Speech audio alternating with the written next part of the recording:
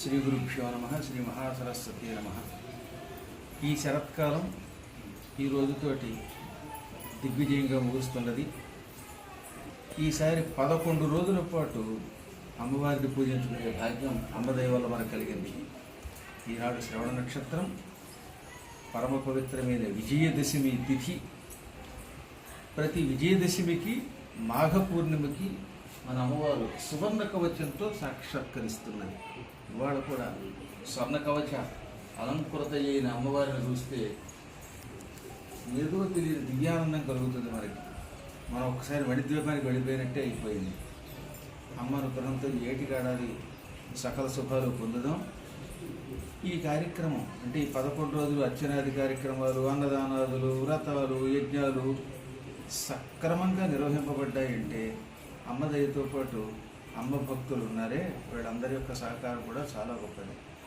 ఆ రోజు నుంచి ఈ రోజు వరకు కూడా ఎంతోమంది భక్తులు హైదరాబాద్ నుంచి, కర్నూలు నుంచి, ఆదోని నుంచి, గుంటూరు నుంచి, విజయవాడ నుంచి, ఏలూరు నుంచి, విశాఖపట్నం నుంచి, భీమిలి నుంచి, ఇలా నలుదిక్కుల నుంచి, దాంతోపాటు విదేశాల నుంచి కూడా వేయించేసి 11 రోజులు ఇక్కడ ఉన్నారు. నిరంతరం కార్యదీక్షలో నిమగ్నులు అయ్యారు.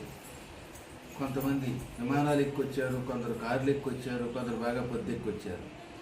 ఎలా వచ్చినా అందరూ అమ్మ అనుగ్రహం పొందగలిగారు.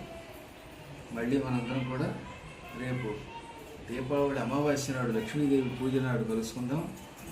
ఈరోజు మేము విదేశాలకు వెళుతున్నాం. కార్తీక మాసం నెల్లాళ్ళు కూడా అపూర్వమైన అర్చనలు జరుగుతాయి. ఈ 2 నెలలు ఇది ఇప్పుడు శరత్కాలంలో ఆశ్వీజ మాస అర్చన, మళ్ళీ కార్తీక మాస అర్చన. ఈ 2 అర్చనలు కూడా చాలా గొప్పవి. శరత్కాలంలో ఈశ్వరుణ్ణి, అమ్మవారిని, విష్ణువుని, ముగ్గురిని సమానంగా అర్చించాలి. అలాగే అర్చించుకుందాం. కార్తీక మాసంలో మాట వరుసకు కూడా అర్చకులు ఇద్దరు ఇంకెక్కడికి వెళ్ళరు, ఇక్కడే ఉంటారు. ఉదయం 4 అంటే 4:30 కల్లా 4-4:30 మధ్యలో రుద్రాభిషేకాలు అవి ఉంటాయి. కార్తీక పూర్ణిమ నాడు అద్భుతమైన కోటి దీపోత్సవము, దాంతోపాటు జ్వాలాతోరణం కార్యక్రమం కూడా ఉంటుంది. భక్తులు అన్ని ప్రాంతాల నుంచి వచ్చి ఇందులో పాల్గొని తరించెదరుగాక అని మంగళాశాసనం చేస్తున్నాం. సువర్ణ వస్త్రధారణతో ఉన్న అమ్మవారి అనుగ్రహం అందరికీ లభించుగాక.